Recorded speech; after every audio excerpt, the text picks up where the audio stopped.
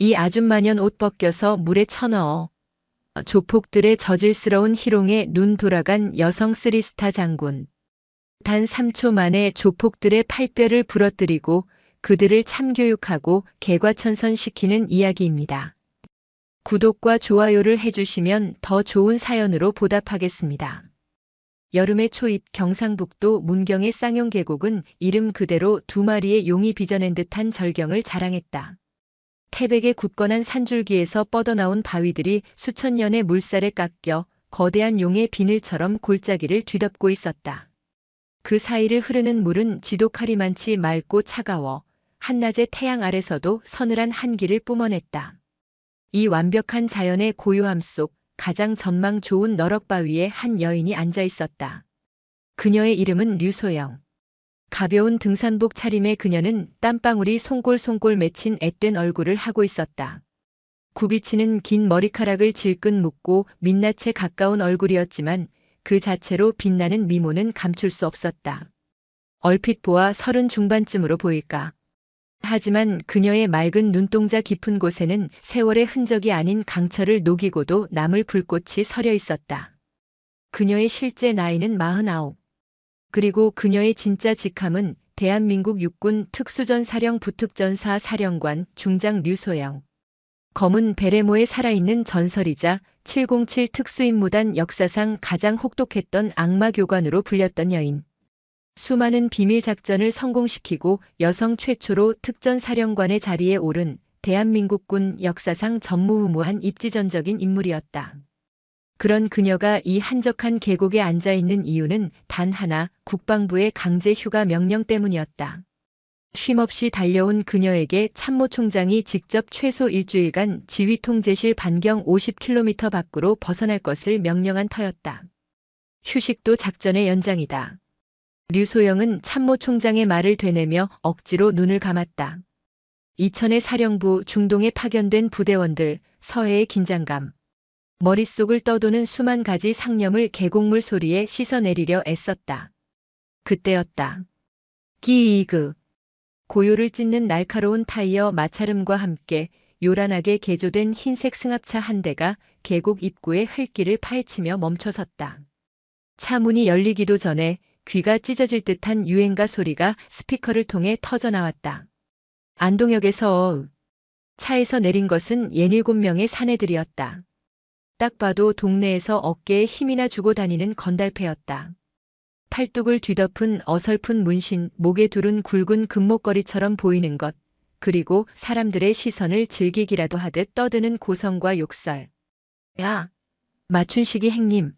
여 물 좋네. 지긴느라 지기. 조용히 해라 덕배야. 여 우리 구역인 거 모르나. 무리의 우두머리는 마춘식이라 불리는 험상궂은 인상의 30대 후반 사내였다. 그는 선글라스를 턱에 걸치고 배를 긁으며 주변을 훑었다. 그들의 눈에 가장 좋은 자리가 들어왔다. 커다란 그늘막 아래 어린아이 둘을 데리고 조촐하게 백숙을 끓여 먹던 한 가족이었다. 마춘식이 껄렁한 걸음으로 그 가족에게 다가갔다. 옆에는 각자라고 불리는 머리를 샛노랗게 물들인 마른 사내와 덕배라는 거구의 사내가 따랐다. 아재여. 여 우리가 좀 놀다 가야겠는데 자리가 영 좁네. 마춘식이 비아냥거리듯 말했다. 아이들 아빠로 보이는 김태호 씨가 당황한 얼굴로 일어섰다. 예. 저희가 아침 일찍 와서 자리 잡은 곳입니다만. 아, 글라? 마춘식은 대답 대신 김태호 씨가 애써 쌓아 올린 돌부엌을 발로 툭 걷어찼다. 끓고 있던 백숙 냄비가 엎어지며 뜨거운 국물이 쏟아졌다. 아, 뜨거. 아빠. 다행히 아이들에게 튀지는 않았지만 김태호 씨의 발등이 붉게 변했다. 아이고 이를 웃자노. 미끄러웠네. 마춘식이 과장되게 웃었다. 아재여 여 위험해서 안 되겠다. 애들 데리고 저쪽 얕은 물가 가서 노소. 여는 문경 등마루파 우리 행님들 야유회 장소로 찜했다. 알겠나? 김태호 씨의 아내가 울먹이며 아이들을 감쌌다. 주변의 다른 피서객들은 겁에 질려 고개를 돌리거나 못 본 척 짐을 챙기기 시작했다. 김태호 씨가 분노로 얼굴이 붉어져 소리쳤다. 당신들 지금 뭐 하는 짓이야? 깡패야.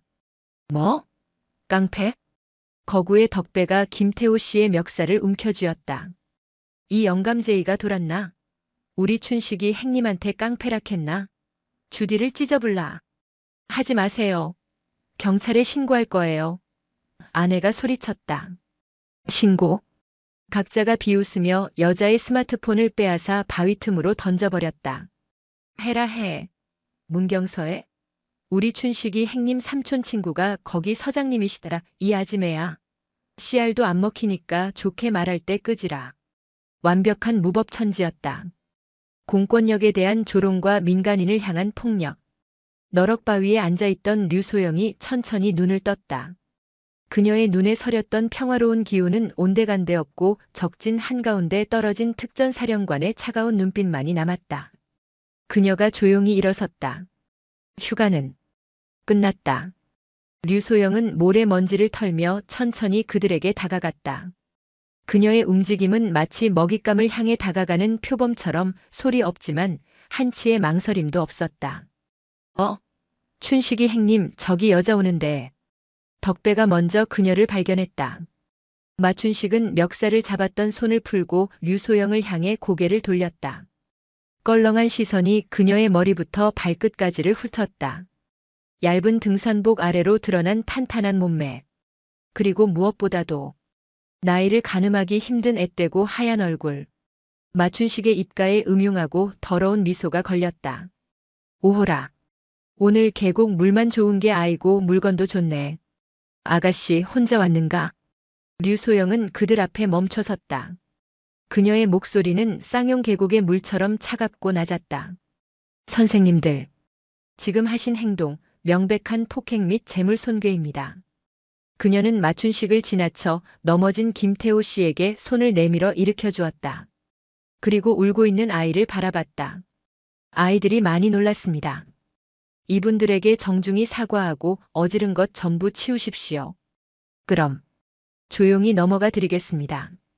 조용히 조언을 하다가 이것이 류소영이 민간인에게 할 수 있는 최선의 배려이자 첫 번째 경고였다. 하지만 마춘식 패거리는 그 경고의 무게를 알 턱이 없었다. 그들은 류소영의 앳된 외모와 차분한 말투를 만만함의 신호로 받아들였다. 뭐라카노 이가시나가. 각자가 낄낄거리며 그녀에게 다가왔다. 아가씨 혹시 경찰이가? 근데 경찰 배지가 와 안 보이노? 몸매는 경찰 특공대 뺨치는데. 노골적인 시선이 그녀의 가슴과 엉덩이를 훑었다. 마춘식이 각자를 밀치고 앞으로 나섰다. 그는 류소영의 어깨에 스스럼 없이 손을 올렸다. 기름진 닭백숙 냄새와 땀 냄새가 역겹게 풍겨왔다. 에이, 우리 아가씨 성격 까칠하네. 오빠야가 맘에 안 드나? 그가 류소영의 귓가에 입김을 불어넣듯 속삭였다. 표정 보니까 밤에 좀 울리는 스타일 같은데. 오빠야랑 저기 깊은 데 가서 수영이나 하말까? 오빠가 아주 특별한 수영을 가르쳐 줄게. 응? 도를 넘는 성희롱. 류소영의 어깨에 올려진 마춘식의 손. 그 손목을 타고 흐르는 힘줄의 움직임까지 그녀의 모든 감각이 읽어내고 있었다. 김태호 씨가 다시 용기를 냈다. 이 사람들아. 지금 이 아가씨한테 무슨 짓이야. 손 치워. 아, 이 영감쟁이가 진짜. 마춘식이 분노했다. 그는 류소영의 어깨를 밀치고 김태호 씨에게 달려들려 했다. 당신들. 오늘 여기서 이 아가씨 털끝 하나라도 건드리면 뭐 이 씨발놈아.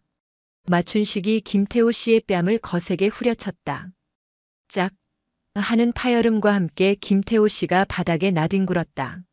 안경이 날아가 바위에 부딪혀 깨졌다. 아빠.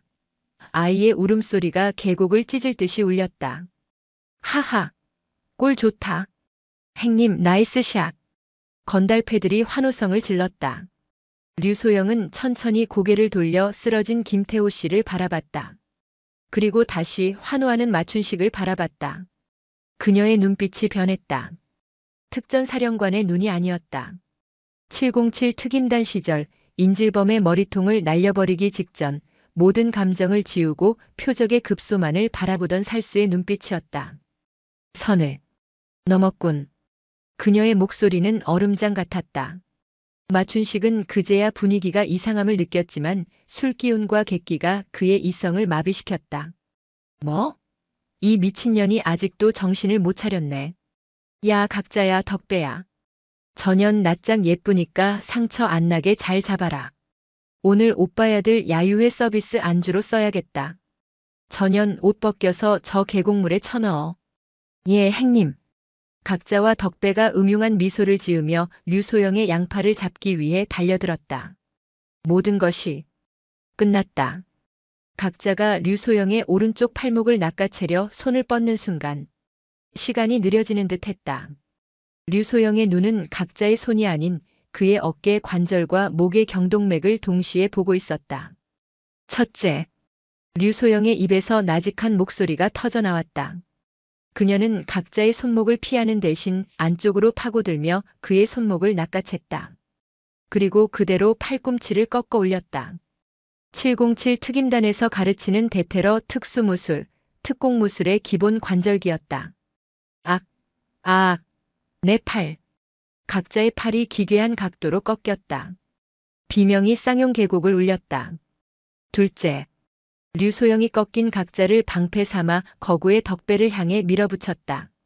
으악, 행님. 덕배가 주춤하는 사이 류소영은 각자를 놓아주며 그 추진력으로 몸을 회전, 덕배의 육중한 복부 정중앙 명치를 향해 정확하게 팔꿈치를 찍어 넣었다. 크역. 일반적인 팔꿈치 가격이 아니었다. 온 체중을 실어 내장을 꿰뚫는 사람을 일격에 무력화시키는 살상 기술이었다. 150kg에 육박하는 덕배의 거구가 눈알이 뒤집힌 채 그대로 뒤로 낮아빠졌다. 그는 숨을 쉬지 못하고 물밖에 잉어처럼 입만 뻐끔거렸다. 이 모든 일이 불과 2초 만에 일어났다. 에이, 개 같은 년이. 마춘식은 동생 2명이 순식간에 쓰러지는 것을 보고 경악했다. 그는 이성을 잃고 옆에 있던 휴대용 가스버너를 집어들어 류소영의 머리를 향해 내리찍었다. 죽어. 류소영은 상체를 살짝 숙여 버너를 피했다. 그녀의 손이 번개처럼 움직여 마춘식의 손목을 잡았다. 그리고는 버너를 든 그의 팔을 그대로 잡아당기며 자신의 무릎을 올려 그의 팔꿈치 관절을 역방향으로 꺾어버렸다. 우드득. 뼈와 인대가 파열되는 끔찍한 소리가 났다. 끄아악. 마춘식의 오른팔이 너덜너덜해졌다. 그는 고통으로 바닥을 굴렀다. 셋째. 류소영은 멈추지 않았다. 그녀는 고통스러워하는 마춘식의 머리채를 잡아챘다. 내 놈이 아까 저 아저씨의 뺨을 쳤지. 그녀는 마춘식의 얼굴을 그가 엎어버린 백숙 국물이 흥건한 흙바닥에 쳐박았다. 그리고 그 더러운 손으로 내 어깨에 손을 올렸고 그녀가 마춘식의 멀쩡한 왼손을 발로 밟아 으스러뜨렸다. 마지막으로 그 더러운 입으로 내 옷을 벗기라고 명령했다. 류소영은 마춘식의 머리를 흙바닥에서 끌어올려 계곡의 얼음장 같은 물속에 처박았다. 살려. 마춘식이 발버둥 쳤지만 강철 같은 힘으로 자신을 누르는 류소영의 소나기에서 벗어날 수 없었다. 그녀는 마춘식을 물 밖으로 꺼냈다가 다시 처박기를 몇 번이고 반복했다. 주변은 완벽한 정적에 휩싸였다. 유행가 소리도 건달들의 고함도 멎었다. 오직 계곡물 소리와 마춘식의 공포에 찬 숨소리만이 들렸다. 각자는 부러진 팔을 붙잡고 신음하고 있었고 덕배는 여전히 숨을 고르며 일어나지 못했다. 나머지 똘마니들은 이미 겁에 질려 전의를 상실한 채 덜덜 떨고 있었다. 류소영이 마춘식을 물 밖으로 끌어내 흙바닥에 내동댕이 쳤다. 너 정체가 뭐야 이 미친. 류소영은 젖은 머리를 쓸어 넘기며 자신의 주머니에서 검은색 위성 전화를 꺼냈다. 그녀는 익숙하게 번호를 눌렀다. 통신보안. 여기는 불사조. 현재 위치 경북 문경 쌍용계곡. 민간인 대상 폭력 및 특수 협박 상황 발생. 수화기 너머에서 당황한 듯한 목소리가 들려왔다. 불사조. 사령관님이십니까? 거기서. 무슨 일이십니까? 육군 제50 보병사단. 즉각 헌병 특수임무대 출동 요청한다. 아울러 경북지방경찰청에도 협조 요청 바람. 현장에 조직폭력배 문경 등마루파 주동자 마춘식 외 6명. 현재 전원 제압 완료. 민간인 피해자 다수. 반복한다. 즉각 출동하라. 4. 사령관님, 알겠습니다. 즉시 조치하겠습니다. 단결. 류소영이 전화를 끊었다. 마춘식은 사령관이라는 단어에 뇌가 정지한 듯 했다. 4. 사령관. 무슨 사령관? 류소영이 그의 앞으로 걸어왔다. 그녀의 젖은 등산복은 그녀의 몸에 밀착되어 그 어떤 군복보다도 위압적인 기운을 뿜어내고 있었다. 대한민국 육군 특수전사령부 사령관. 중장 류소영. 마춘식의 눈이 공포로 하얗게 질렸다. 특수전사령부. 검은 베레모. 텔레비전에서나 보던 북한에 침투한다는 그 무시무시한 부대의 총대장. 자신들이 방금 전까지 아가씨, 밤에 울리는 스타일, 옷 벗겨라라고 희롱하고 공격했던 여자가 대한민국 최정예 특수부대의 3스타 장군이었던 것이다. 장군님. 각자가 부러진 팔을 부여잡고 무릎을 꿇으려 애썼다. 저희가 눈이 삐었습니다. 사람을 못 알아봤습니다. 류소영은 그들에게 눈길도 주지 않았다. 그녀는 쓰러져 있던 김태호 씨에게 다가가 깨진 안경을 주워주었다. 괜찮으십니까? 아이들이 많이 놀란 것 같습니다. 김태호 씨는 어안이 벙벙한 표정으로 그녀를 바라봤다. 아, 네. 괜찮습니다만. 정말 장군님이셨습니까? 휴가 중이었습니다. 군인으로서 국민 여러분께 추태를 보이게 해 죄송합니다. 그때 멀리서 사이렌 소리가 들리기 시작했다. 경찰차 2대와 그 뒤를 따르는 헌병 마크가 선명한 육군 54단의 지프 차량들이 흙먼지를 일으키며 계곡 입구로 들어서고 있었다. 차에서 내린 헌병대장은 류소영을 발견하고는 뛰다시피 달려와 거수 경례를 붙였다. 단결. 중장님께 대하여 경례. 54단 헌병대대장 중령 이진성입니다. 늦어서 죄송합니다. 그 뒤를 따른 경찰관들 역시 육군 헌병 중령이 현역 3스타에게 경례하는 것을 보고 사색이 되어 경례했다. 류소영이 마춘식을 턱짓으로 가리켰다. 이진성 중령. 저기 쓰러져 있는 자들 인계하지. 특수폭행, 공갈 협박, 성희롱 현행범이다. 그리고 저기 차 샅샅이 뒤져. 불법 무기나 약물이 나올 가능성도 배제하지 마. 단결. 알겠습니다. 헌병들이 일사불란하게 움직여 마춘식 무리를 제압하고 수갑을 채웠다. 마춘식은 헌병에게 끌려가면서도 류소영을 향해 절규하듯 외쳤다. 장군님, 잘못했습니다. 저희 진짜 그냥 피서온. 류소영이 차가운 목소리로 그의 말을 잘랐다. 내 놈들이 오늘 한 짓은 단순한 행패가 아니다. 국민을 위협하고 공포에 떨게 한 이적 행위나 다름없어. 특전사는 국민이 위기에 처했을 때 가장 먼저 달려간다. 그게 내 베레모의 의미다. 그녀는 마춘식에게 다가가 쭈그리고 앉아 눈을 맞췄다. 너희에게 개과천선이라는 기회를 줄 생각이다. 네. 예. 너희가 아는 것, 문경 등마루 파든 내 놈들 뒤에 누가 있는지 전부 불어. 그리고 죗값 똑똑히 치러. 그게 끝나면 내가 너희를 아주 특별한 곳에 초대하지. 특별한 곳 말입니까? 류소영이 일어섰다. 그녀의 눈이 이천의 사령부를 향하는 듯 검게 빛났다. 경기도 이천에 있는 내 집무실. 그리고 그 옆에 있는 특전사 교육단이다. 내 놈들이 그토록 함부로 굴었던 그 팔다리, 거기서 아주 쓸모있게 만들어주겠다. 대한민국 특전사 지옥주 훈련에서 말이지. 거절은 할 수 없을 거다. 마춘식은 그 말에 담긴 지옥의 의미를 깨닫고 공포에 질려 그대로 실신해버렸다. 류소영은 다시 너럭바위로 돌아갔다. 멀리서 그녀를 지켜보던 피서객들이 하나둘 모여들어 박수를 치기 시작했다. 휴가는 망쳤지만 어쩌면 그녀는 오늘 이 계곡에서 몇 명의 잃어버린 국민을 구했는지도 모른다. 쌍용 계곡은 불과 1시간 만에 아수라장에서 군사 통제 구역으로 변모했다. 54단 헌병대의 노란색 통제선이 계곡 입구를 막아섰고 겁에 질렸던 피서객들은 헌병들의 보호 아래 속속 현장을 떠났다. 몇몇은 헌병에게 자신들이 목격한 상황을 격앙된 목소리로 진술하고 있었다. 김태호 씨 가족은 헌병대 의무병에게 응급처치를 받고 있었다. 김태호 씨의 붉게 부어오른 발등과 뺨에는 차가운 붕대가 감겼고 그의 아내는 여전히 놀란 가슴을 쓸어내리며 아이들을 꼭 껴안고 있었다. 류소영 중장은 그들 곁에 쭈그리고 앉아 자신의 수통을 열어 아이에게 물을 건네고 있었다. 군복을 벗은 그녀의 모습은 그저 마음씨 고운 이웃 누나 같았다. 정말 괜찮습니다, 장군님. 저희 때문에 휴가를. 김태호 씨가 송구스러운 얼굴로 말했다. 아닙니다. 류소영이 낮고 부드러운 목소리로 답했다. 제가 이 자리에 있었던 것이 다행입니다. 그리고 장군이 아니라 그저 한 명의 군인일 뿐입니다. 그녀의 시선은 저편 헌병들에게 개처럼 끌려가 수갑이 채워지는 마춘식 일당에게 향했다. 마춘식은 부러진 팔을 붙잡고 신음하면서도 여전히 무언가를 믿는 듯한 오만한 눈빛을 거두지 않고 있었다. 전현이.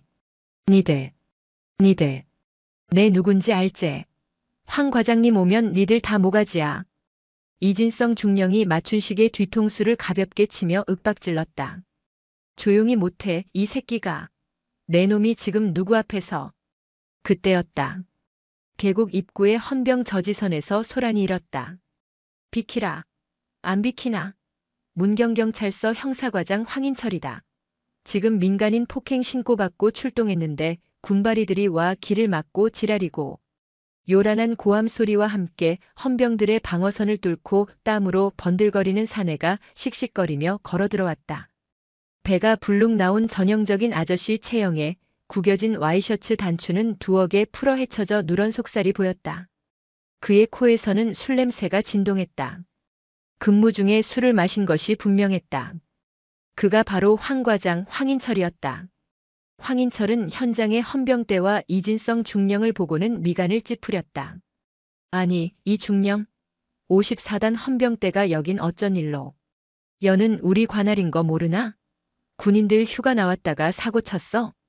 그는 이진성 중령의 계급장을 흘깃 보았지만 조금도 위축되지 않았다. 오히려 동급 혹은 아랫사람 대하듯 어깨를 툭 치려 했다. 이진성 중령이 차갑게 피하자 황인철의 기분이 상한 듯 했다. 그의 시선이 마춘식에게 향했다. 아이고 춘식이 이 새끼. 또 네가 사고 쳤나? 내가 얌전히 놀다 가라 했제. 마치 꾸짖는 듯 했지만 그 안에는 내가 왔으니 걱정 말라는 노골적인 신호가 담겨 있었다. 마춘식이 구세주를 만난 듯 울부짖었다. 과장님, 아 형님, 저 미친년 좀 보십시오. 전현이 갑자기 와서 사람을 이래. 황인철의 눈이 마춘식이 가리킨 류소영에게로 향했다.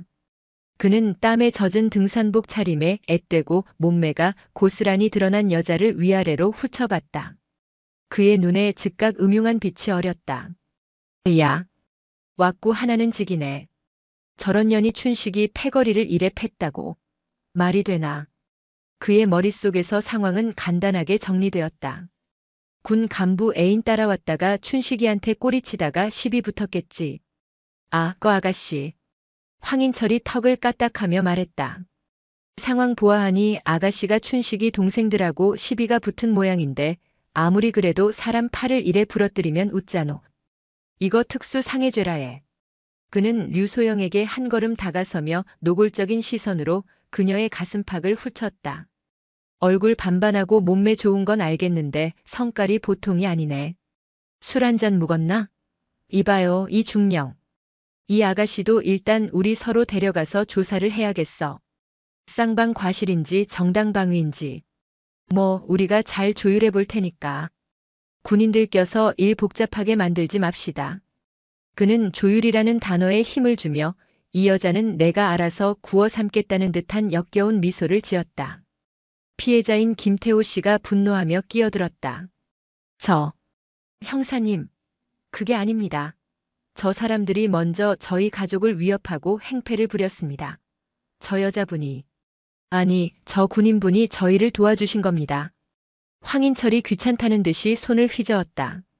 아, 거 양반은 좀 가만히 있어. 애들 놀랐겠네. 시끄러우니까 저쪽 가 계셔. 지금 경찰이 공무 집행 중이잖아. 다친 건 다친 거고 춘식이가. 아니, 마 사장이 저 아가씨한테 맞은 것도 사실이잖아. 그는 완벽하게 상황을 자신에게 유리하게 끌고 가려 했다. 피해자의 진술은 묵살하고 가해자들만 비호하며 군인들을 압박하고 유일한 변수인 류소영을 성깔 더러운 꽃뱀으로 몰아가려 했다. 류소영은 김태호 씨의 어깨를 두드려 진정시킨 뒤 천천히 일어섰다. 그녀의 눈은 휴가객의 평온함을 넘어 적진의 부패한 지휘관을 신문하는 특전사령관의 눈빛으로 돌아와 있었다. 문경경찰서 형사과장 황인철 경감. 류소영이 입을 열었다. 그녀의 목소리는 낮고 조용했지만 계곡의 물소리를 뚫고 모든 사람의 귓가에 정확히 꽂혔다. 내는 웃지 않았. 아, 명찰 봤나. 황인철이 배를 극적이며 건성으로 대답했다. 와, 아가씨. 할 말 있어? 억울하면 서해 가서 해. 내가 밤새도록 다 들어줄 테니까. 첫째, 류소영이 그의 말을 잘랐다. 근무 중 음주, 공무원 품위 유지 위반. 황인철의 미간이 좁혀졌다. 뭐? 둘째, 현장 도착 즉시 피해자 확보 및 진술 청취를 하지 않은 점. 직무유기다. 셋째, 현행범인 가해자 무리에게 형님 소리를 들으며 비호하려 한 점. 범인 은닉 및 동조 혐의. 류소영이 그에게 한 걸음 다가섰다. 황인철은 자신도 모르게 뒷걸음질 쳤다. 여자의 기세가 살벌했다. 넷째, 사건의 핵심 관계자인 나에게 아가씨니 얼굴이 반반하다느니 따위의 모욕적인 언사를 사용하며 경찰 공무와 관계없는 성희롱을 저지른 점. 그리고 마지막 다섯째, 그녀의 눈이 황인철의 술 기운 어린 눈을 정면으로 쏘아붙였다. 내 놈이 지금 누굴 상대로 그 더러운 혓바닥을 놀리고 있는지 전혀 파악조차 못하고 있다는 점이다. 황인철은 순간 말문이 막혔다. 이 여자의 기세는 평범한 여자의 것이 아니었다. 수백, 수천 명의 목숨을 좌우하는 지휘관의 위압감 그 자체였다. 술 기운이 확 달아나는 기분이었다. 에이. 시발년이 지금 돌았나? 아줌마가 뭔데 지금 현직 경찰 과장한테 이래라 저래라야. 너 공무집행방해죄로 현행범 체포할 거야. 황인철이 격분하여 허리춤의 수갑에 손을 가져갔다. 그 순간 꼼짝마 하는 우레와 같은 소리와 함께 헌병 2명의 소총 개머리판이 황인철의 어깨와 등을 동시에 겨눴다. 뭐 하는 짓이야? 군바리들이 경찰한테 총을 겨눠? 이거 반란이야, 반란. 이 중령, 부하 관리 안 하나? 이진성 중령이 황인철의 앞으로 걸어나와 그의 경찰 신분증을 거칠게 낚아챘다. 문경경찰서 황인철 경감. 잘 들어라. 이 중령의 목소리는 분노로 떨리고 있었다. 내 놈이 방금 시발년이라고 욕하고 수갑을 채우려 한 이분은. 이진성 중령이 뒤로 돌아 류소영 중장을 향해 완벽한 거수 경례를 붙였다. 대한민국 육군 특수전사령부 사령관이시자 현 통합방위작전 사령관이신 류소영 중장님이시다. 황인철의 눈이 그대로 굳었다. 그의 뇌가 중장이라는 단어를 이해하는데 몇 초가 걸렸다. 사령관, 3스타, 현역 대장 다음 가는 최고의 장성. 그의 시선이 다시 류소영에게 향했다. 30대 중반으로밖에 보이지 않는 앳된 여자. 그 여자가 특전사령관이라고? 안동역에서 노래나 부르던 마춘식이가 특전사령관에게 성희롱을 하고 자신은 그 사령관에게 아가씨라며 수갑을 채우려 했다고. 장. 그의 다리가 풀려 그대로 계곡의 차가운 물속에 주저앉았다. 술기운이 아니라 식은땀이 비오듯 쏟아졌다. 류소영이 차가운 목소리로 말했다. 이진성 중령. 저자 당장 체포해. 직무유기, 직권남용, 범인 은닉 그리고 현역 군 통합방위 사령관에 대한 모욕 및 협박 혐의다. 내 놈은 민간인이 아니라 국민의 녹을 먹는 경찰이기에 죄가 더 무겁다. 내 놈의 그 썩어 빠진 제복 내가 오늘 벗겨주겠다. 4. 살려주십시오. 장군님, 제가 눈이 삐었습니다. 몰라봤습니다. 한 번만. 황인철이 물에 빠진 생쥐꼴로 바닥에 엎드려 빌기 시작했다. 헌병들이 그를 개처럼 끌고 갔다. 마춘식은 그 광경을 보며 완전히 넋이 나갔다. 자신이 믿던 빽이 그 빽이 모시던 장군님 앞에서 종이처럼 구겨지는 것을 목격한 것이다. 류소영은 김태호 씨 가족에게 다가가 다시 한번 고개를 숙였다.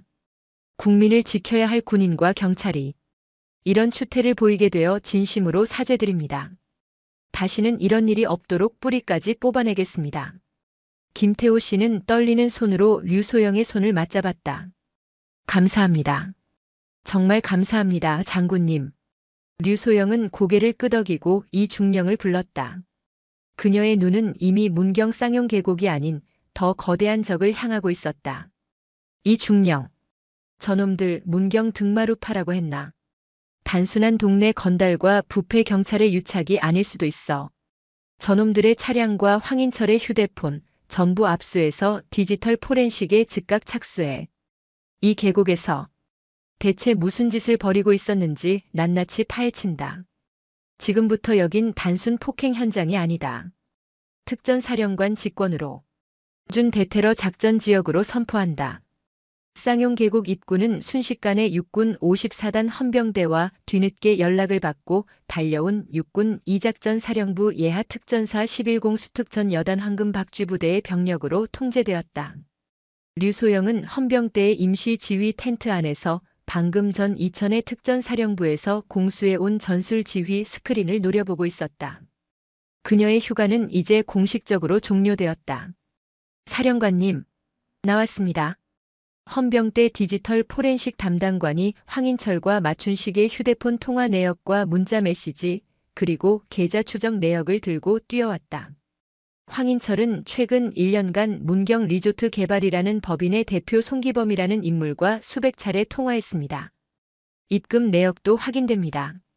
매달 말일 1천만 원씩 총 1억 2천만 원입니다. 문경 리조트 개발의 송기범? 네. 문경 출신의 향토 기업가로 위장하고 있지만 실상은 문경 등마루파의 실질적인 자금줄이자 배후입니다. 마춘식은 그의 하수인 격입니다. 그들이 이 계곡에서 한 짓은 마춘식의 차량 내비게이션 기록이 결정적입니다. 담당관이 태블릿 화면을 띄웠다. 마춘식 무리는 매주 주말 심야 시간을 이용해 이 계곡 상류 민간인 통제 구역이자 54단 관할 유격 훈련장 인근으로 진입했습니다. 류소영의 눈빛이 칼날처럼 날카로워졌다. 군사훈련 구역. 그곳에서 뭘 했지? 위성 사진과 대조해 본 결과 대규모 불법 폐기물 매립 정황이 포착되었습니다. 그것도 단순한 건설 폐기물이 아닙니다. 황인철의 문자 메시지에서 화공약품, 역한 냄새 등의 단어가 지속적으로 발견되었습니다. 그 순간 텐트 안에서 마춘식을 신문하던 11여단 대테러 팀장 소령이 뛰쳐나왔다. 단결. 사령관님, 마춘식이 전부 불었습니다. 황인철이 잡혀 들어가고 특전사까지 뜬 걸 보고 제정신이 아닌 것 같습니다. 문경 리조트 개발이 계곡 상류 군사 훈련장에 인근 안동의 영풍산업단지에서 나오는 지정 폐기물을 묻고 있다고 합니다. 지정 폐기물? 반도체 및 디스플레이 공장에서 나오는 폐산, 폐유기용제 같은 맹독성 화학 물질입니다. 송기범이 영풍산단 내 일부 불량 기업들의 폐기물을 싼 값에 처리해주겠다며 받아와서 야간을 틈타 이곳에 불법으로 매립해왔다는 겁니다. 마춘식 무리는 망을 보고 피서객들의 접근을 막았고 황인철은 경찰의 단속을 막아주는 대가로 돈을 받아왔던 겁니다. 류소영은 주먹을 불끈 쥐었다. 이 맑고 깨끗한 쌍용 계곡. 수많은 피서객과 아이들이 발을 담그고 노는 이 물의 상류에 맹독성 폐기물을 쏟아붓고 있었다. 이것은 단순한 범죄가 아니었다. 문경 시민들과 전 국민을 상대로 한명백한 생화학 테러 행위였다. 만도 못한 새끼들. 그녀의 입에서 얼음 같은 분노가 터져나왔다. 이진성 중령, 54단 화생방 신속대응팀 즉각 소집, 11여단 대테러팀은 화생방 장비 착용하고 즉각 오염 의심 지역으로 출동한다. 놈들이 증거를 인멸하기 전에 현장을 덮친다. 단결. 그리고 이 작전 사령관님께 내 이름으로 직보해. 적이 우리 관할 구역을 오염시켰다고. 이건 전쟁이다. 헌병대의 군용 트럭들과 특전사의 검은색 기동 차량들이 굉음을 내며 비포장도로를 달려 계곡 상류를 향해 질주했다. 류소영은 가장 선두의 선 지휘 차량에 올라탔다. 그녀의 얼굴은 분노로 굳어 있었지만 머리는 그 어느 때보다 차갑게 회전하고 있었다. 송기범. 그놈은 단순한 향토 기업가가 아니다. 군사훈련 구역을 제 집처럼 드나들고 영풍 산단의 맹독성 폐기물을 대량으로 유통시킬 정도라면 그 뒤에 거대한 무엇인가가 있다. 얼마나 달렸을까? 민간인 출입 금지 표지판이 부러진 채 나뒹구는 숲길로 접어들자 역겨운 화학약품 냄새가 코를 찔렀다. 전원 방독면 착용. 류소영의 명령에 특전사 대원들이 일제히 방독면을 착용했다. 숲을 헤치고 나아가자 충격적인 광경이 펼쳐졌다. 거대한 구덩이가 축구장 절반만 한 크기로 파헤쳐져 있고 수백 개의 붉고 푸른 드럼통이 아무렇게나 처박혀 있었다. 드럼통 일부는 부식되어 시커먼 액체가 흘러나와 흙을 오염시키고 있었다. 그 오염된 물은 그대로 바위 틈을 타고 흘러 쌍용 계곡의 본류로 합쳐지고 있었다. 시발. 젊은 특전사 하사 하나가 욕설을 내뱉었다. 현장 보존, 추가 인원 접근 통제. 그때였다. 현장 한쪽에서 덤프트럭 한 대가 황급히 흙을 쏟아부어 드럼통을 덮으려 하고 있었다. 그리고 그 옆에서 작업을 지시하던 뱀처럼 교활한 인상의 중년 사내. 송기범이었다. 뭐야, 저 군바리 새끼들은. 황인철이 이 병신 새끼가 일 처리를 어떻게 한 거야? 송기범이 소리치며 인부들에게 쇠 파이프와 삽을 나눠주었다. 막아. 저 새끼들 카메라 못 찍게 다 부숴버려. 여는 사유지야 사유지. 20명에 가까운 인부들이 흉기를 들고 헌병들과 특전사 대원들을 향해 달려들었다. 류소영이 지휘 차량에서 내렸다. 그녀는 방독면을 쓰지 않았다. 송기범. 그녀의 목소리가 숲을 울렸다. 내 놈이냐? 이 땅에 독을 푼 쥐새끼가. 송기범이 흉흉한 눈빛으로 류소영을 노려봤다. 어디서 나온 계집년이야? 군복 입으면 무서워 보일 줄 알았나? 야, 전염부터 잡아 족쳐. 인부 3명이 류소영을 향해 쇠 파이프를 휘두르며 달려들었다. 류소영은 그 자리에 서서 움직이지 않았다. 그녀는 달려오는 첫 번째 놈의 쇠 파이프를 맨손으로 잡아챘다. 깡 하는 소리와 함께 그녀의 손은 미동도 하지 않았다. 인부는 제 무기를 잡힌 채 공포에 질린 눈이 되었다. 류소영은 쇠 파이프를 빼앗아 들고는 그대로 인부의 복부를 가격했다. 컥. 비명도 지르지 못한 놈이 쓰러졌다. 두 번째 놈이 휘두른 쇠 파이프를 몸을 숙여 피한 그녀는 그놈의 오금 무릎 뒤를 쇠 파이프로 후려쳤다. 놈이 무릎을 꿇자 목덜미를 잡아 땅에 처박았다. 단 2번의 움직임이었다. 특전사 대원들이 나머지 인부들을 제압할 필요도 없이 그들은 공포에 질려 얼어붙었다. 류소영은 쇠 파이프를 송기범을 향해 겨눴다. 내 놈 뒤에 누가 있는지 지금 불어라. 그럼 내 놈 목숨은 이 폐기물 더미에 처박지 않겠다. 송기범의 얼굴이 경련했다. 그는 뒷주머니에서 휴대폰을 꺼내 어딘가로 다급하게 전화를 걸었다. 의원님, 좆됐습니다. 군바리들이. 특전사년이. 류소영의 눈이 빛났다. 의원님. 그녀가 쇠 파이프를 땅에 던지고 송기범을 향해 천천히 걸어갔다. 송기범은 전화를 붙잡은 채 공포에 질려 뒷걸음질 쳤다. 특전사 대테러 팀장. 예. 사령관님. 저놈 생포해. 그리고 이진성 중령 54단장님께 내 이름으로 전해. 적이 우리 관할 구역을 오염시켰다고. 이건 전쟁이다. 송기범의 휴대폰 통화 목록 최상단에 찍힌 이름. 박종태 의원. 안동을 지역구로 둔 국회 환경노동위원회 소속의 사선 중진 의원이었다. 류소영은 쌍용 계곡의 임시 지휘 텐트에서 박종태의 얼굴이 나온 신문 기사를 노려보고 있었다. 모든 퍼즐이 맞춰졌다. 환노위 소속으로 환경규제와 폐기물 처리법의 허점을 꿰고 있던 박종태가 자신의 정치적 영향력 아래 있는 경북 일대를 거대한 독극물 하치장으로 이용한 것이다. 문경 리조트 개발은 그의 차명 회사였고 송기범은 행동대장, 황인철과 마춘식은 그 지역을 관리하는 하수인이었다. 이 새끼가 국민의 세금으로 지켜주는 땅에 똥물을 처붓고 있었어. 류소영의 분노가 극에 달했다. 그때 그녀의 군용 위성 전화가 울렸다.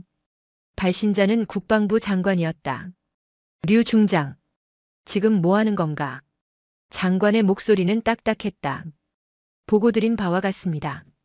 문경 군사훈련장 인근 맹독성 폐기물 불법 매립 현장을 적발, 주범 송기범 외 20명을 현장에서 체포했습니다. 배후로 지역구 국회의원 박종태가 거기까지. 장관이 말을 잘랐다. 류 중장, 지금 당장 문경에서 철수하게. 그 사건은 민간 검찰과 경찰에 이첩해. 군은 더 이상 개입하지 말게. 류소영은 순간 자신의 귀를 의심했다. 장관님, 이건 단순 환경범죄가 아닙니다. 환노위 소속 의원이 군사훈련 구역을 고의로 오염시킨 명백한 이적 행위입니다. 군이 직접. 류소영 중장, 장관의 목소리가 높아졌다. 정치적 파장을 고려하게. 박종태 의원이 누군가. 여당의 실세 중의 실세야. 지금 자네가 그를 건드리면 군 전체가 흔들릴 수 있어. 이건 명령일세. 당장 철수해. 류소영은 전화기를 든 채 잠시 눈을 감았다. 귓가에는 장관의 명령이 아니라 아까 전 계곡에서 울던 아이의 울음소리가 맴돌았다. 국민의 땅이 썩어가고 있는데 정치적 파장 때문에 덮으라는 것인가. 그녀가 눈을 떴다. 그녀의 눈은 더 이상 한 명의 장군이 아니었다. 불의를 목격한 한 명의 특전사, 검은 베레모 그 자체였다. 장관님. 명령, 불복종하겠습니다. 수화기 너머에서 장관의 거친 숨소리가 들렸다. 류소영, 자네 지금 제정신인가? 그게 무슨 뜻인지 알아? 자네 모가지가 날아갈 수 있어. 제 모가지가 날아가는 것과 저 쓰레기 새끼들이 이 땅을 썩게 만드는 것 중 어느 것이 더 중요한지는 제가 판단합니다. 류소영은 더 이상 대답을 듣지 않고 전화를 끊어버렸다. 그녀는 텐트 밖으로 나섰다. 11여단 대테러 팀장과 이진성 중령이 불안한 얼굴로 그녀를 기다리고 있었다. 사령관님, 위에서 압력이 들어온 것 같습니다. 두 사람. 류소영이 두 장교를 바라봤다. 지금부터 내리는 명령은 내 사령관 직권에 의한 독단이다. 따르지 않아도 좋다. 모든 책임은 내가 진다. 두 장교는 말없이 허리를 폈다. 그들은 류소영을 향해 동시에 거수 경례를 붙였다. 육군 11공수 특전여단. 명령 대기 중입니다. 육군 50보병사단 헌병대. 명령만 내려주십시오. 육군 정규군과 특전사가 부패한 권력을 향해 하나의 칼날이 되는 순간이었다. 류소영은 자신의 위성 전화를 다시 들었다. 이번에는 국방부 장관이 아닌 경기도 이천의 특수전사령부 지휘통제실이었다. 여기는 불사조. 현 시간부로 작전명 쌍용 정화를 발령한다. 사령관님, 드디어 제707 특수임무단 신속대응팀 전원 무장하여 헬기 편대로 즉각 안동으로 이동. 박종태 의원의 지역 사무실, 자택, 그리고 문경 리조트 개발과 연관된 모든 곳을 동시에 타격한다. 증거를 확보하고 주모자 박종태를 이적죄 현행범으로 체포한다. 사령관님, 이는 내 책임이다. 우리는 지금부터 적을 소탕한다. 그 적이 국회의원이든 그 누구든 상관없다. 놈들이 이 땅에 묻은 독극물. 그 10배의 공포를 놈들의 혓바닥에 쳐넣어주겠다. 당장 실행해. 단결. 707. 즉각 출동합니다. 얼마 지나지 않아 문경의 하늘이 찢어지는 듯한 굉음으로 가득 찼다.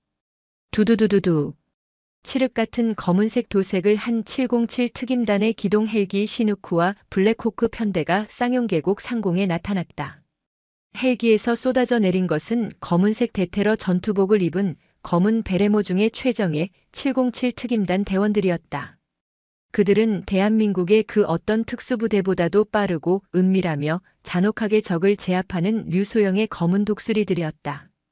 체포된 황인철과 마춘식은 하늘을 뒤덮은 특전사 헬기를 보며 경악을 금치 못했다. 저게다. 저 여자 하나가 부른 거라고. 류소영은 헬기에서 내린 707 대대장의 경례를 받았다. 사령관님, 707 대테러팀 명령 대기 중입니다. 류소영이 턱짓으로 헌병대에 의해 결박된 송기범을 가리켰다. 저놈을 앞세워 뱀굴로 간다. 박종태를 직접 잡으러 가지. 경상북도의 푸른 산하는 이제 부패한 권력을 심판하기 위해 강림한 검은 베레모의 작전 무대가 되었다. 경북 안동의 밤하늘은 짙은 먹물을 머금은 듯 무거웠다. 낙동강의 물 한 개가 산자락을 휘감는 깊은 밤, 지상의 모든 소리를 빨아들이는 듯한 굉음이 하늘을 갈랐다. 소리를 죽이는 스텔스 비행 모드로 접근한 육군 특수전사령부 제707 특수임무단의 블랙호크 헬기 4대가 소리 없이 박종태 의원의 비밀 아지트 안동 비원 상공에 도달했다. 이곳은 단순한 별장이 아니었다. 안동 시내에서 한참 떨어진 산자락 전체를 사들여 최첨단 보안 설비로 둘러싸인 거대한 요새였다. 높은 담장과 촘촘한 적외선 감지기, 그리고 사설 용병들로 무장한 경비 인력까지. 박종태는 이곳을 자신의 뱀굴이라 부르며 온갖 불법적인 정경유착의 밀담을 나눠왔다. 헬기 내부의 붉은 조명 아래 완전 군장을 갖춘 707 대원들의 얼굴은 긴장과 결의로 빛나고 있었다. 그들 사이에 검은색 대테러 전투복과 방탄조끼를 착용한 류소영 중장이 굳은 표정으로 앉아 있었다. 그녀의 앳된 얼굴은 야간 투시경 아래에서 서늘한 녹색빛을 띠고 있었다. 그녀의 옆자리에는 군용 수갑의 양손이 결박된 채 공포로 사시나무 떨듯 떠는 송기범이 앉아 있었다. 사령관님. 저는 정말 시키는 대로. 저기 정문으로는 못 들어갑니다. 용병들이 진짜 총 쏩니다. 류소영은 대답 대신 헬멧에 부착된 통신 마이크에 낮게 말했다. 707 대대장. 표적지까지 남은 시간 3분 후 접근. 뱀굴 상공입니다. 고도 강화. 좋아. 작전 계획대로 진행한다. 류소영의 목소리는 얼음장 같았다. 알파팀은 헬기 레펠로 정문을 타격한다. 최대한 요란하게 저들의 시선을 끌어.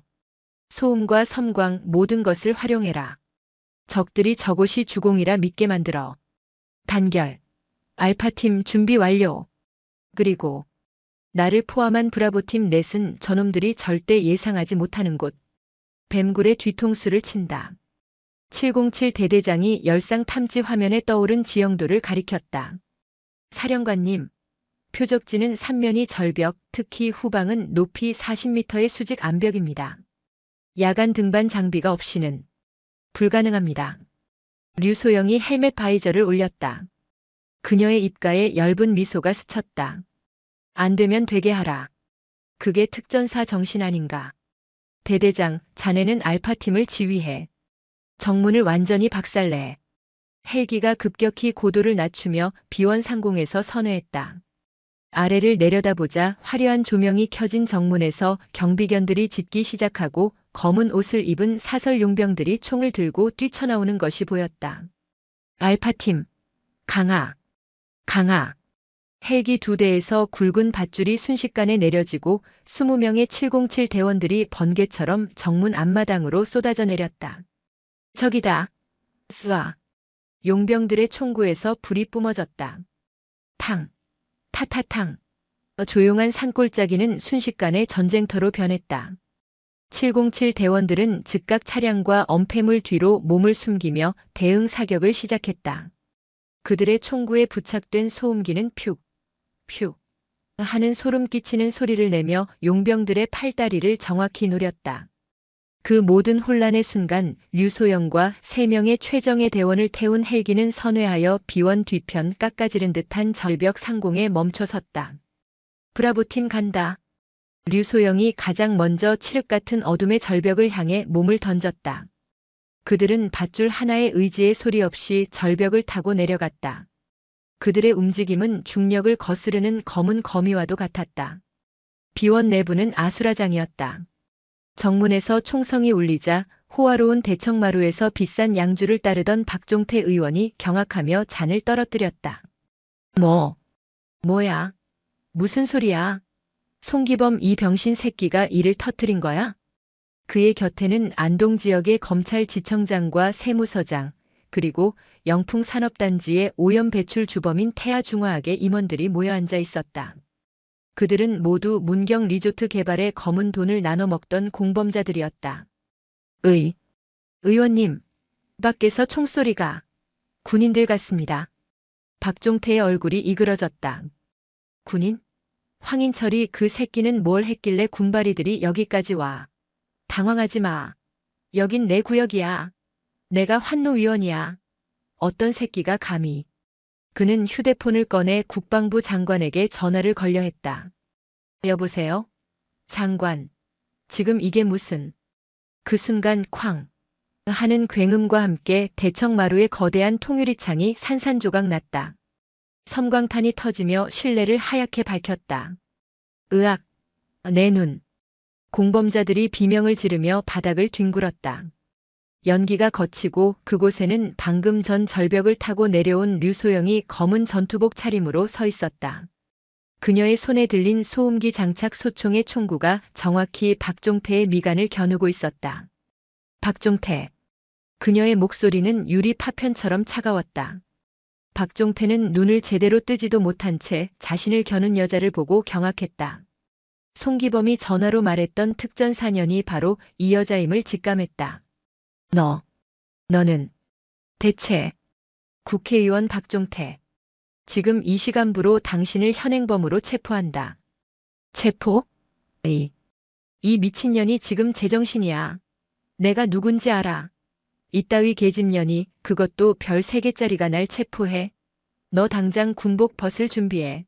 내가 내년 모가지를. 박종태가 격분하여 소리치는 순간 류소영이 한 걸음 앞으로 다가섰다. 그녀는 총구를 내리지 않은 채 다른 손으로 박종태의 멱살을 움켜쥐었다. 입 다물어 이 버러지 새끼야. 류소영의 눈은 사리로 불타고 있었다. 내놈 죄목은 단순 뇌물수수 환경법 위반 따위가 아니다. 그녀는 박종태를 대청마루 기둥에 거칠게 밀어붙였다. 대한민국 군사훈련구역에 고의로 맹독성 폐기물을 투기하여 국민의 생명과 국가 안보에 심각한 위협을 초래한 죄. 군형법 제92조 적을 이롭게 한 자에 해당하는 명백한 이적죄다. 그리고 그 이적 사범을 체포하는 건 경찰이나 검찰이 아니라 바로 나 이 구역 관할 통합방위 사령관의 임무다. 박종태의 눈동자가 흔들리기 시작했다. 이적죄. 그는 그 단어의 무게를 알고 있었다. 전쟁 중이 아닐지라도 군사작전 지역에서 적용될 경우 사형까지 가능한 최고 중죄였다. 무슨 이적죄야. 말도 안 되는 소리. 내가 누군데. 당장 이 손 놓지 못해. 이거 다 불법 체포야. 불법? 류소영이 그의 귓가에 속삭였다. 내 놈이 독극물을 묻은 그 땅이 바로 육군 54단 예비군 및 현역병들의 핵심 유격 훈련장이다. 만약 내일 당장 전쟁이 터져서 우리 군인들이 방독면도 없이 그 독가스 구덩이로 집결했다면 어떻게 됐을 것 같나? 내 놈은 돈 몇 푼에 내 놈 지역구를 지키는 군인들을, 내 놈 이웃들을 전부 독살하려 한 거다. 그게 바로 내 놈이 저지른 이적 행위의 실체다. 류소영이 멱살을 잡은 손에 힘을 주자 박종태가 숨을 헐떡였다. 707 대대장. 류소영이 무전기에 외쳤다. 정문 확보 완료했나? 완료했습니다. 용병 12명 제압, 전원 생포. 좋아. 지금부터 뱀굴 내부의 모든 증거물을 확보한다. 컴퓨터, 서류, 금고. 단 하나도 빠짐없이. 그리고 이 자리에 있는 공범놈들 전부 포박해. 한 놈도 이 산을 빠져나가지 못하게 해라. 류소영이 박종태를 바닥에 내동댕이 쳤다. 그녀는 그를 벌레 보듯 내려다보며 말했다. 내 놈의 더러운 정치 생명. 오늘 내가 이 자리에서 끝내주겠다. 박종태는 바닥에 주저앉아 부들부들 떨었다. 그는 자신이 건드린 존재가 그저 성깔 있는 여군이 아니라 국가의 가장 날카로운 칼날 그 자체였음을 뒤늦게 깨달았다. 박종태 의원의 안동비원에서 압수된 것은 단순한 뇌물장부가 아니었다. 그것은 대한민국 사회의 가장 어두운 단면을 보여주는 악의 지도 그 자체였다. 그의 개인용 컴퓨터 하드디스크와 지하 비밀 벙커에 숨겨진 서버에서 나온 자료들은 상상을 초월했다. 다시 문경 쌍용 계곡의 임시 지휘 텐트 안. 류소영은 707 포렌식 팀이 밤새 복구해낸 자료들을 보고 있었다. 사령관님, 믿을 수가 없습니다. 11여단 대테러 팀장이 창백한 얼굴로 보고했다. 문경 리조트 개발은 빙산의 일각이었습니다. 박종태는 지난 5년간 환노위 소속이라는 직위를 이용해 영풍산업단지의 태아중화학뿐만 아니라 전국의 주요 산업단지에서 나오는 지정 폐기물을 처리하는 환경 정화 사업 자체를 독점해 왔습니다. 류소영의 눈이 보고서의 한 이름에 멈췄다. 태아중화학. 국내 굴지의 화학 대기업이었다. 태아중화학은 이 독점 사업권을 이용해 자사 공장뿐 아니라 다른 중소기업들의 폐기물까지 헐값에 받아왔습니다. 그리고 그 수천 수만 톤의 치명적인 독극물을 박종태가 알선한 전국의 군사보호구역 및 미군 반환 공여지에 불법으로 매립해왔습니다. 문경 쌍용 계곡은 그중 하나일 뿐입니다. 강원도 철원, 경기도 연천, 심지어 사령관님 직속인 이천의 특전사 훈련장 인근 야산까지. 뭐라고? 류소영의 주먹이 책상을 내리쳤다. 쾅! 하는 소리와 함께 텐트 안의 공기가 얼어붙었다. 내 부대원들이 뛰는 훈련장. 그 근처에도 저놈들이 똥물을 묻었다는 건가? 그렇습니다. 박종태가 받은 돈은 단순한 뇌물이 아니었습니다. 태아중화학은 폐기물 처리 비용 수조 원을 아꼈고 그 대가로 박종태에게 차기 당대표 선거 자금 명목으로 1조 원 규모의 불법 정치 자금을 조성한 정황이. 1조. 이것은 한 정치인의 일탈이 아니었다. 정계와 재계가 결탁하여 국가 안보의 근간을 좀먹어온 거대한 부패 카르텔이었다. 그때였다. 텐트 밖이 소란스러워지기 시작했다. 누구 마음대로 여길 막아. 나 국방부 차관이야. 문 열어. 비켜. 대검찰청이다. 류소영 중장 어디 있어? 검은색 관용차 여러 대가 헌병대의 저지선을 뚫고 흙먼지를 일으키며 텐트 앞에 멈춰 섰다. 차에서 내린 것은 잔뜩 격앙된 표정의 국방부 차관과 날카로운 눈빛의 대검찰청 반부패부장, 그리고 그들을 수행하는 일단의 무리였다. 국방부 차관이 텐트 안으로 성큼성큼 걸어 들어오며 고함을 질렀다. 류소영 중장. 지금 제정신인가? 현역 사선 중진 의원을, 그것도 환노위 간사를 영장도 없이 불법으로 감금해. 이거 군사 반란이야. 당장 박 의원 풀어주지 못해. 대검찰청 부장검사도 거들었다. 그의 목소리는 차가웠지만 더 위협적이었다. 류 중장. 지금 중장의 독단적인 행동 하나 때문에 국정이 마비될 위기입니다. 민간인에 대한 군의 불법적인 체포, 감금은 명백한 월권이자 직권남용입니다. 당장 모든 작전을 중지하고 현시간부로 직무에서 손 떼십시오. 이건 검찰총장의 뜻입니다. 이진성 중령이 겁에 질린 얼굴로 류소영을 바라봤다. 국방부와 검찰, 대한민국 최고 권력기관 두 곳에서 동시에 그녀를 찍어 누르러 온 것이었다. 류소영은 천천히 자리에서 일어섰다. 그녀는 전투복 상의의 먼지를 털어냈다. 땀에 젖은 그녀의 얼굴은 지쳐 보였지만 그 눈빛만은 100만 볼트 전류처럼 형형하게 빛나고 있었다. 차관님, 그리고 부장검사님. 그녀가 복구된 태아중화학의 폐기물 매립 지도와 박종태의 뇌물 장부를 테이블 위로 던졌다. 이게 국정입니까? 차관과 부장검사의 시선이 서류로 향했다. 그들의 얼굴이 순간 굳어졌다. 문경, 철원, 연천, 이천, 전후방 군사지역 전체가 태아중화학의 독극물 하치장이 되었습니다. 이 모든 것을 박종태 의원이 주도했고 그 배후에는 태아중화학 오태식 회장이 있습니다. 그리고 류소영이 두 사람을 똑바로 노려봤다. 이 사실을 두 분께서는 정말 오늘 처음 아신 겁니까? 무슨 소리야? 우린 전혀. 차관이 당황하며 소리쳤다. 거짓말하지 마십시오. 류소영의 목소리가 텐트 안을 갈랐다. 박종태의 비밀 서버 로그 기록입니다. 그녀가 또 다른 문서를 던졌다. 지난 한 달간 박종태는 국방부 차관님과 19번, 대검 부장검사님과는 32번의 보안 통화와 메시지를 주고받았습니다. 태아건 2000부지 잘 덮어달라.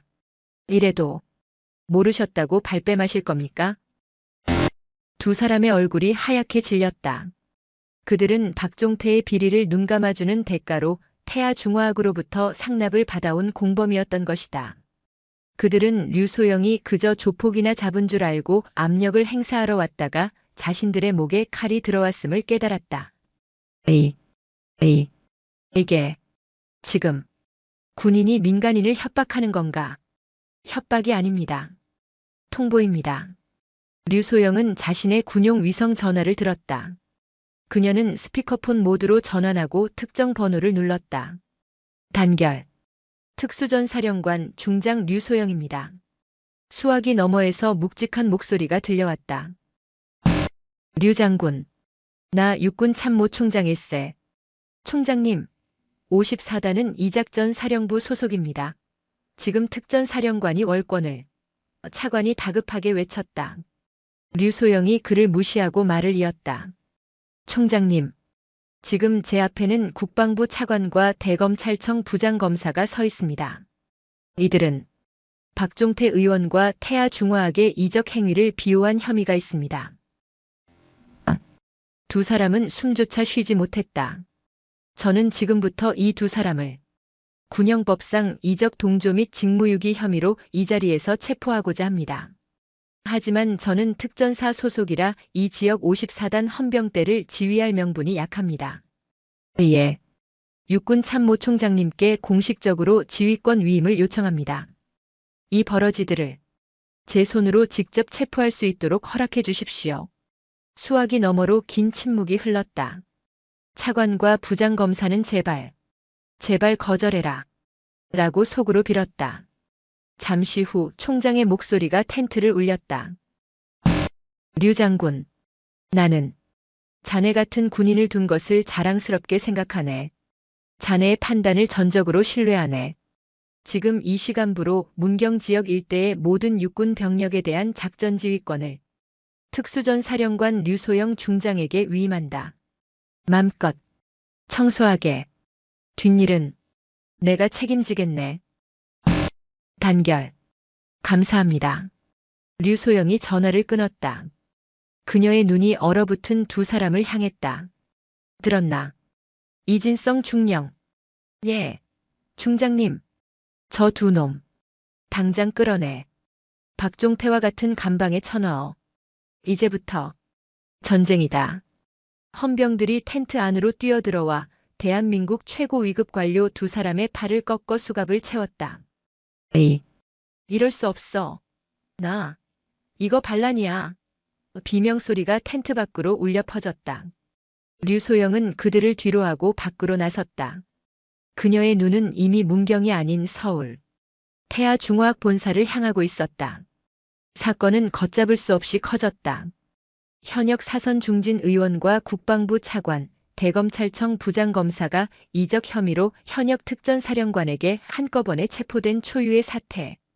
대한민국은 발칵 뒤집혔다.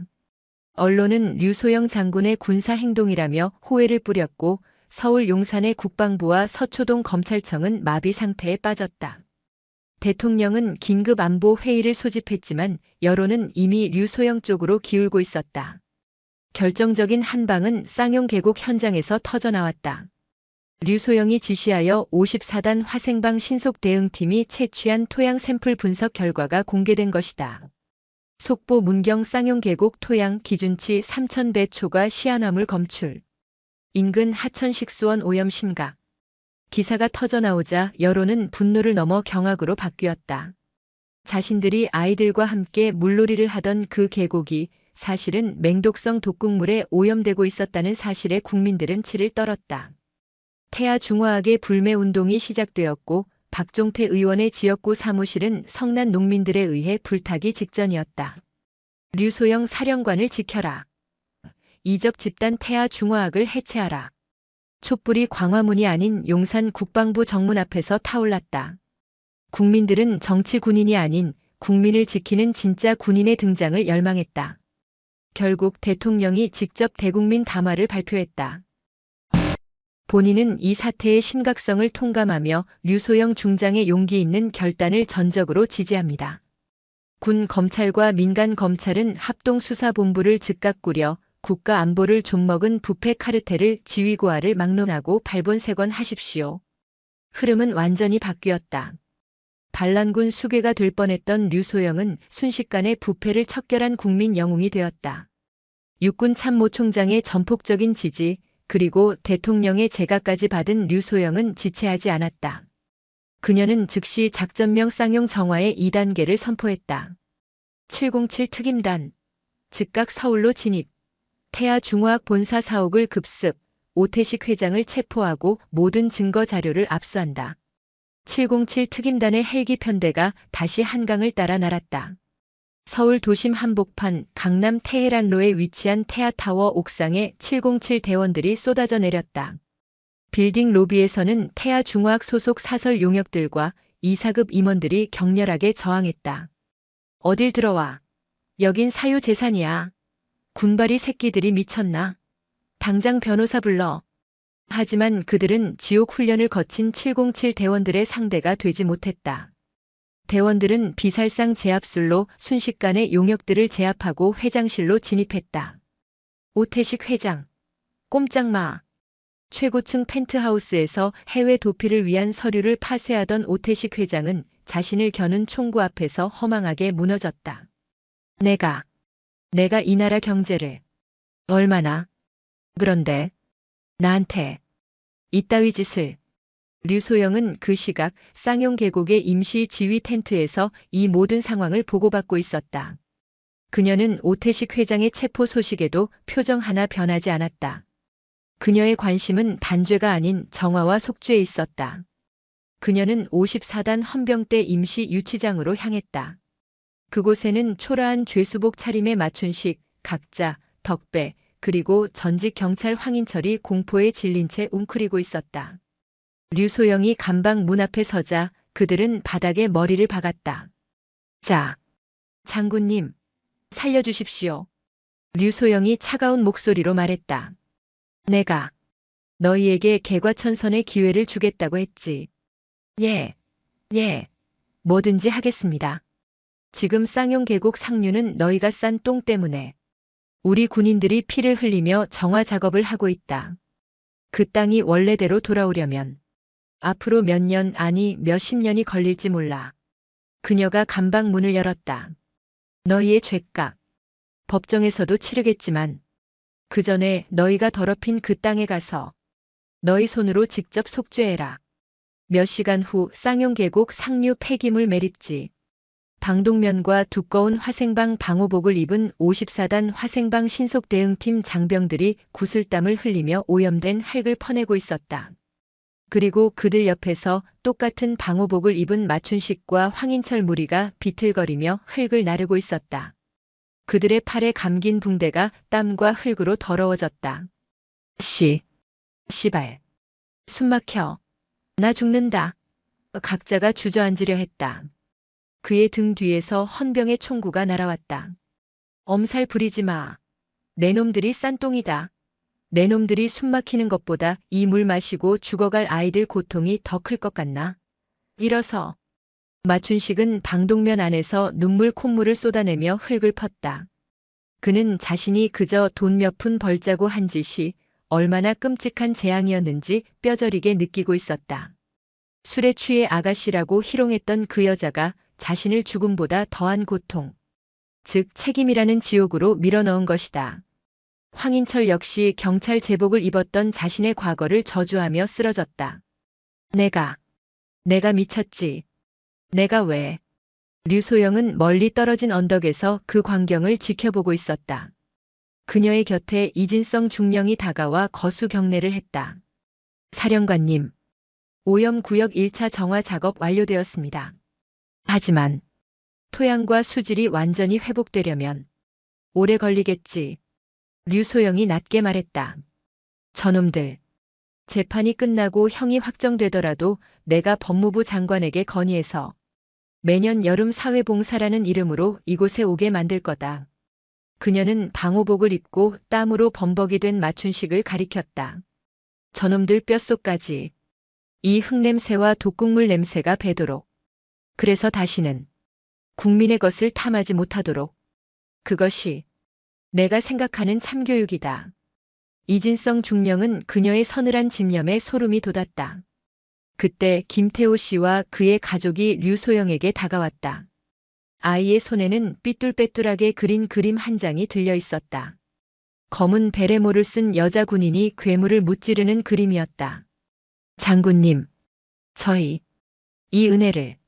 류소영이 아이를 보며 처음으로 환하게 웃었다.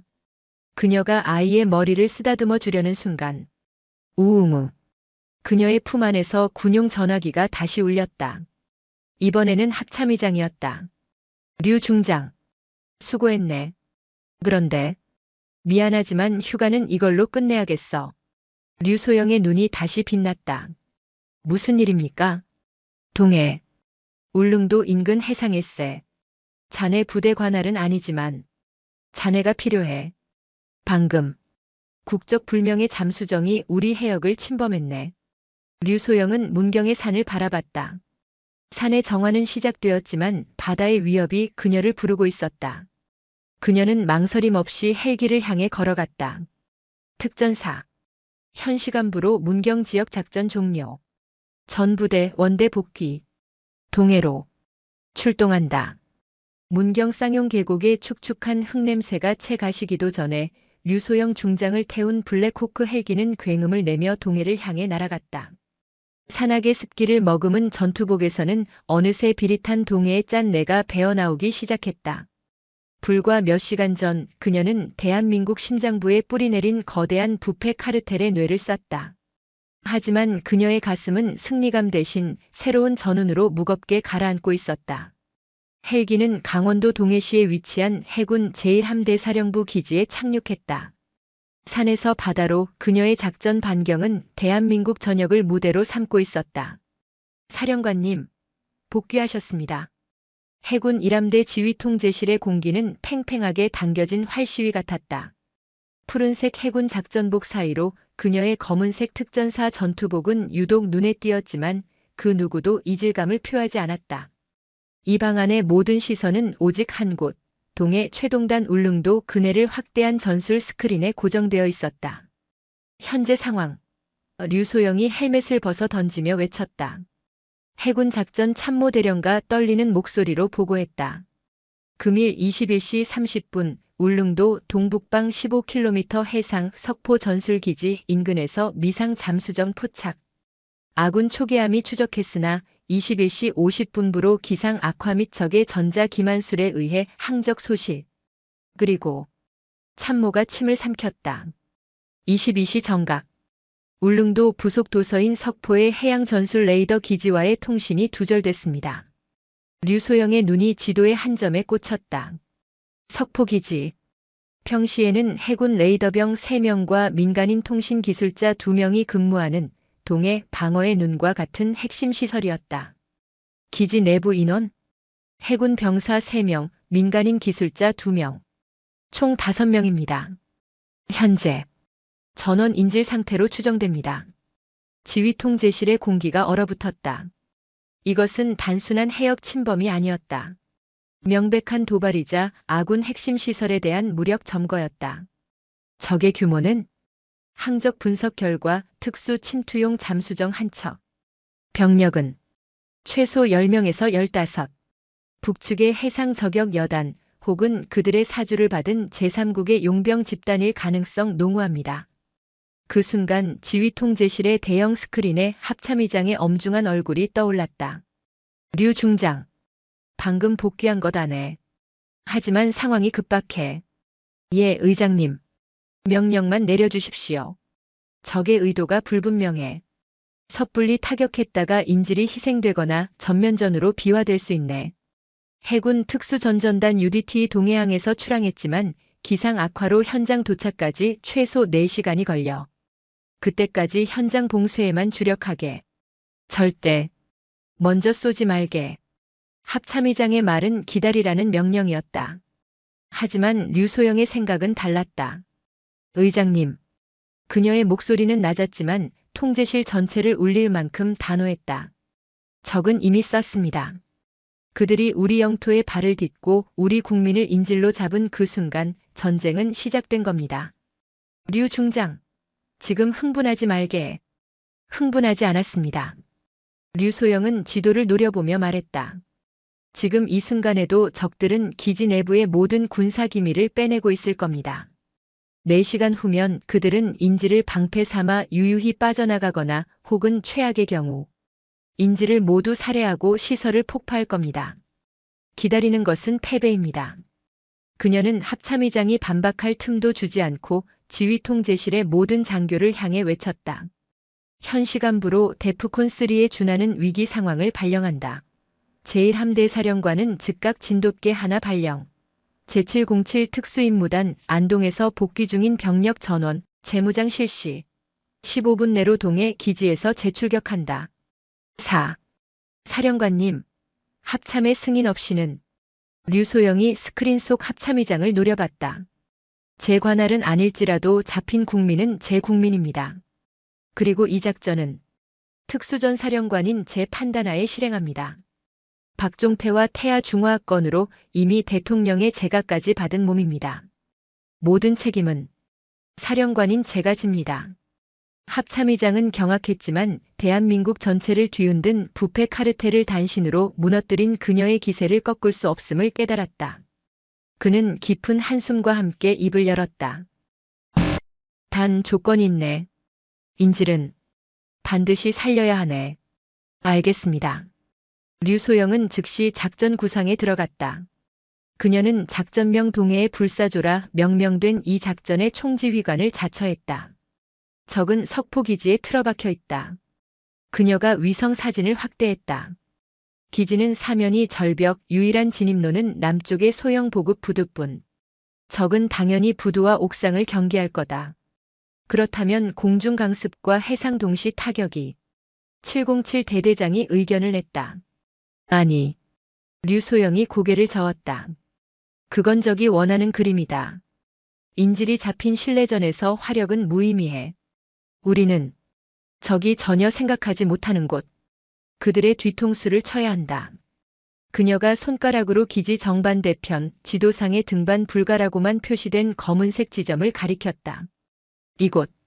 높이 70m의 북쪽 절벽이다. 사령관님, 거기는 야간 등반이 불가능한 수직 암벽입니다. 게다가 지금 기상. 폭풍우가 몰아치고 있습니다. 그래서 기회다. 류소영의 눈이 번뜩였다. 폭풍우와 천둥은 우리의 소음을 감춰줄 거다. 707 대대장, 자네가 이끄는 알파팀 10명은 고속정으로 정면 부두의 상륙, 요란하게 양동 작전을 편다. 적의 시선이 자네들에게 쏠린 사이. 그럼 사령관님께서는 나를 포함한 브라보팀 6명은 폭풍우 속으로 고고도 강화하여 바다로 침투. 저 북쪽 절벽을 직접 등반한다. 사령관님, 그건 자살 행위입니다. 폭풍 속 야간 해상 강화에 이은 암벽 등반은 안 되면 되게 하라. 그게 707의 존재 이유다. 전원 출동. 칠흑 같은 어둠과 폭풍우가 동해를 집어삼키고 있었다. 울릉도 상공, 고도 수천 미터.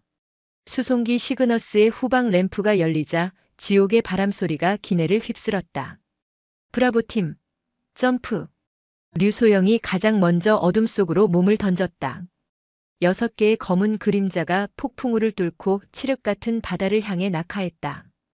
거친 파도 속으로 소리 없이 입수한 그들은 방수 처리된 장비를 챙겨 절벽의 암초 지대로 헤엄쳤다. 알파팀, 작전 개시. 그와 동시에 기지 정면 부두 쪽에서 굉음이 터져 나왔다. 11여 단 특임대원들로 구성된 알파팀이 고속정으로 돌진하며 기관총을 난사하고 소형 폭약을 터뜨렸다. 드르르르륵, 쾅, 쾅. 예상대로 기지 옥상과 부두 초소에서 기관총 불빛이 번쩍였다. 적의 모든 화력이 알파팀을 향해 집중되었다. 바로 그 시각, 기지 뒤편 절벽. 류소영과 브라보팀 대원들은 폭풍우 속에서 암벽에 매달려 있었다. 미끄러운 바위, 살을 애는 비바람. 한 대원이 발을 헛디뎌 추락할 뻔한 아찔한 순간도 있었지만 류소영이 직접 그의 확보줄을 잡아당기며 위기를 넘겼다. 정신 차려. 여긴 훈련장이 아니다. 내 뒤에 국민이 있다. 70m의 수직 절벽을 기어이 오른 그들은 옥상의 경계병 2명이 부두 쪽을 향해 정신없이 사격을 퍼붓는 것을 확인했다. 류소영과 그녀의 파트너가 소리 없이 그들의 등 뒤로 접근, 단검과 교살줄로 순식 처리했다. 옥상 확보. 내부로 침투한다. 기지 내부. 인질로 잡힌 해군 병사들과 기술자들은 구석에 묶인 채 공포에 떨고 있었다. 적 지휘관으로 보이는 철산이라는 코드명의 사내는 부하들에게 고함을 치고 있었다. 저 남조선 놈들 얼마 못 버틴다. 부두만 막아. 나머지 인원은 핵심 부품 즉각 회수. 적들의 주 목적은 인질 납치가 아니었다. 그들은 이 기지의 비밀리에 설치된 차세대 잠수함 음향 탐지 시스템, 일명 심해의 눈의 핵심 서버를 노리고 온 것이었다. 회수 완료했습니다. 대장 동지. 좋아. 인질들을 방패 삼아. 그 순간이었다. 쾅. 옥상 해치와 관제실 창문이 동시에 폭파되며 섬광탄이 터졌다. 눈. 적들이 시야를 잃은 찰나 브라보팀 대원들이 쏟아져 들어왔다. 인질 확보. 의적 제압. 완벽한 근접 전투였다. 훈련 수준이 다른 707 대원들의 상대가 되지 못한 적들은 순식간에 사살되거나 제압되었다. 탕. 마지막까지 저항하던 철산이 민간인 기술자에게 총을 겨누는 순간 류소영의 권총이 불을 뿜었다. 총알은 정확히 철산의 어깨를 관통했다. 크악. 류소영이 쓰러진 철산의 군복을 움켜쥐었다. 내 놈들. 감히 여길 넘어와? 철산은 피를 토하면서도 비웃음을 흘렸다. 흥. 남조선 장군년. 내년이 우릴 이긴 것 같나? 이건 시작에 불과해. 내년이 문경에서 잡은 그 박종태가 우리와 거래하던 남조선 버러지 중 하나였다는 건 아나? 뭐라고? 류소영의 뇌리에 전율이 흘렀다. 태아중화학 오태식. 그놈은 우리 공화국에 폐기물만 판 게 아니야. 내 놈들의 이심해의 눈 기술도 함께 팔아넘겼지. 문경의 부패 카르텔과 동해의 도발이 하나로 연결되는 순간이었다. 태아중화학은 단순한 환경범죄 기업이 아니라 국가 안보의 핵심 기술을 적국에 팔아넘기는 국제적인 이적 집단이었던 것이다. 박종태는 그 하수인이었고 이 도발은 기술을 넘겨받기 위한 쇼였을 수도 혹은 기술이 넘어간 것을 확인하기 위한 최종 점검이었을 수도 있었다. 류소영의 눈이 분노로 타올랐다.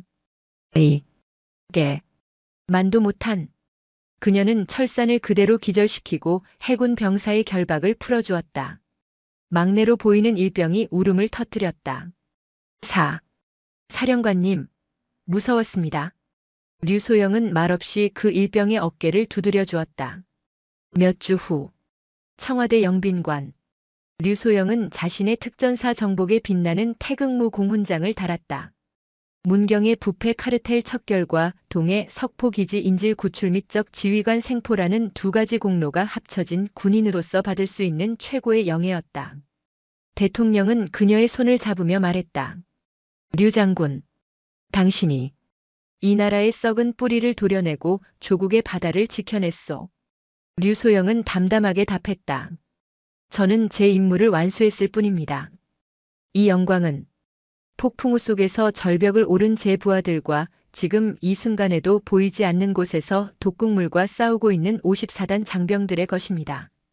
시상식이 끝나고 몇 달의 시간이 흘러 이듬해 봄이 되었다. 류소영은 비로소 진짜 휴가를 얻었다. 그녀는 요란한 등산복이 아닌 옅은 하늘색 원피스에 하얀 가디건을 걸친 차림이었다. 화장기 없는 앳된 얼굴은 영락없는 30대 초반의 평범한 여인이었다. 그녀가 다시 찾은 곳은 문경의 쌍용 계곡이었다. 그녀의 눈앞에 믿을 수 없는 풍경이 펼쳐졌다. 작년에 독극물로 시커멓게 죽어갔던 그 상류 계곡이 맑은 물소리를 되찾아 흐르고 있었다. 54단 장병들과 환경단체 그리고 문경 시민들의 필사적인 노력으로 오염된 흙은 모두 걷어내졌고 그 자리에는 새로운 야생화와 어린 나무들이 심어져 있었다. 그리고 그곳에서 구슬땀을 흘리며 어린 묘목에 물을 주는 사내들이 있었다. 근육질의 몸, 짧게 깎은 머리. 마춘식, 각자 그리고 덕배였다. 그들은 박종태와 태아 중화학 재판에서 증언한 공로와 헌신적인 정화 작업 참여로 감형을 받았다. 그리고 형기를 마친 지금 그들은 교도소로 돌아가지 않고 이곳 쌍용 계곡의 환경 지킴이를 자처하며 살아가고 있었다. 마춘식이 물을 주다 말고 언덕 위에 서 있는 류소영을 발견했다. 처음엔 그저 아름다운 여인이 계곡을 구경하러 온 줄 알았다. 하지만 이내 그는 그녀의 눈빛을 알아보았다. 모든 것을 꿰뚫어 보던 강철 같던 그 눈빛을. 마춘식의 손에서 물뿌리개가 떨어졌다. 그는 자신도 모르게 군기가 바짝 든 목소리로 외쳤다. 차렷! 함께 일하던 각자와 덕배, 전 등마루파 조직원들이 삽을 놓고 일제히 부동자세로 섰다. 마춘식이 류소영을 향해 젖은 손을 이마에 붙였다. 어설픈 거수 경례였다. 경례. 그들은 류소영을 향해 땀과 흙이 범벅이 된 채로 90도 각도로 허리를 숙였다. 공포가 아닌 진심에서 우러나오는 존경과 감사의 인사였다. 마춘식이 고개를 들었다. 그의 험상궂던 얼굴은 온데간데 없고 눈물이 그렁그렁한 한 사내의 얼굴이 남아있었다. 장군님. 아니. 사령관님. 그가 목이 맨 목소리로 말했다. 감사합니다. 저희. 사람 만들어주셔서. 정말 감사합니다. 저희가 평생 이 계곡. 목숨 걸고 지키겠습니다. 류소영은 그들을 말없이 바라보았다. 그녀는 그들에게 천천히 다가갔다. 마춘식 무리가 긴장으로 몸을 굳혔다. 류소영은 마춘식의 어깨에 손을 올렸다. 그가 작년에 자신의 어깨에 올렸던 그 더러운 손길과는 다른 따뜻하고 굳건한 손길이었다. 고생 많았다. 마춘식 씨. 그녀가 처음으로 그의 이름을 불렀다. 이제 진짜 문경의 주인이 되셨군요. 이 계곡을 잘 부탁합니다. 류소영은 그들을 뒤로하고 너럭바위로 걸어갔다. 그녀가 처음 앉았던 그 자리였다. 그녀는 신발을 벗고 얼음장같이 차가운 계곡물에 발을 담갔다. 작년 여름 그녀의 휴가를 망쳤던 그 계곡물은 이제 그녀의 모든 피로를 씻어주는 듯 했다. 땅은 정화되었고 바다는 평온을 되찾았으며 잃어버렸던 영혼들마저 제자리를 찾았다. 류소영은 눈을 감았다. 그녀의 입가에 비로소 평화로운 미소가 떠올랐다.